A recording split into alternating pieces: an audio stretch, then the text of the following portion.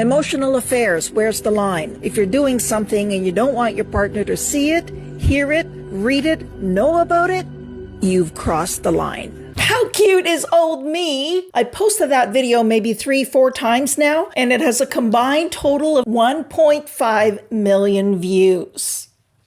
And I'm going to read you the question I got that broke my heart. How do you repair a relationship after an emotional affair? When the person who committed the emotional infidelity says he just feels numb emotionally, which is out of character for him. He still tells me that he loves me and wants to work on a relationship. I just don't understand how if the person feels emotionally numb, how can they feel love when love is the deepest emotion you can feel?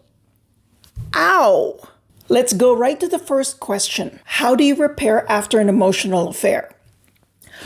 Can we pause? I do not understand this urge. Yes, I do understand. I understand this urge to go into repair mode before we've even assessed damage. I know that for many, we think that if we try and repair it, it will hurt less. If we just get over it really, really quick and start fixing things, it's not going to sting as much, right? Right? Question to ask yourself, how badly did this hurt? A painful truth to acknowledge here. You went to bed believing that your relationship was completely safe, only to wake up the next morning where you realize it's not. I don't know about you, but emotional safety, which means you trust the person not to hurt you, is a really big deal. It is at the heart of every relationship, feeling safe with them. So my tip for that is assess the damage first.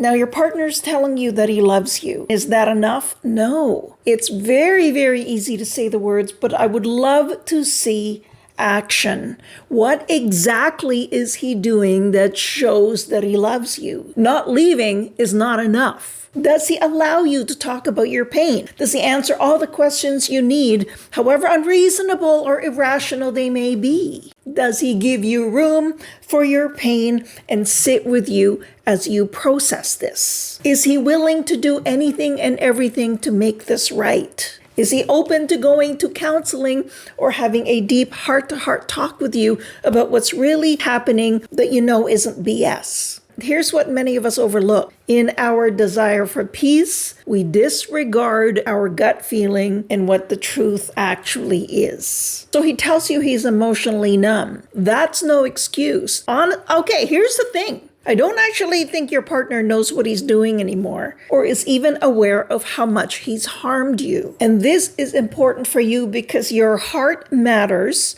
If you take an elbow to your rib doesn't care whether it was intentional or not. Pain is pain.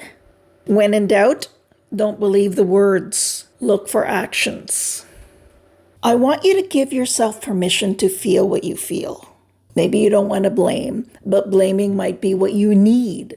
In case nobody's told you, you have the right to feel what you feel. Maybe it's anger, maybe it's a deep sadness, maybe it's hurt, maybe it's fear, confusion, frustration, uncertainty, insecurity, all of this. You have a right to those feelings. And if you keep tamping those down and pretending they don't go and they don't run as deep as they do, that puts you right in the heart of relationship survival mode where you're not really present in your relationship anymore. You're just surviving it, which is not the point of relationships. So before you start calling yourself a bad person for holding this resentment, don't start hating on yourself for simply having feelings. Your feelings matter.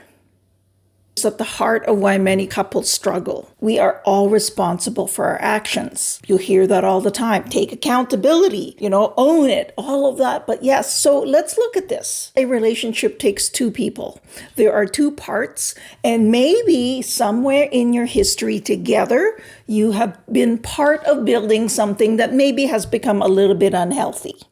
That's just being human. We are not perfectly healthy. In fact, it's the opposite. We are perfectly imperfect.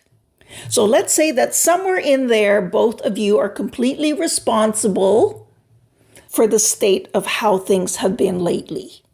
not unreasonable. I want you to remember that we all make choices. If I choose to go and give some guy my time because he's giving me attention and my husband is not, that's immature, childish, and blame shifting. I can't say, well, you know what? It's your fault. You neglected me all this time. No. We are responsible for adult behavior. We must behave. Adult intimate relationships are exactly that. Adult.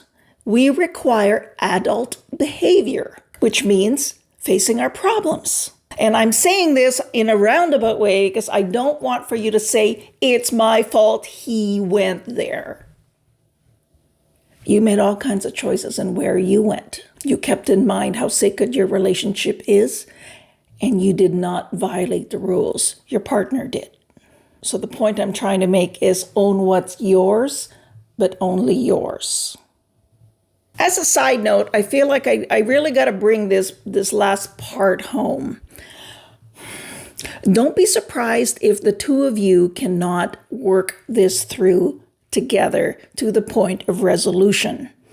And some people will say, well, we talked about it and I'm fine and we're both fine and we moved on. He said it'll never happen again, or I said I'll never do it again, and that's that. Your relationship is now more complicated than the usual. We have some issues.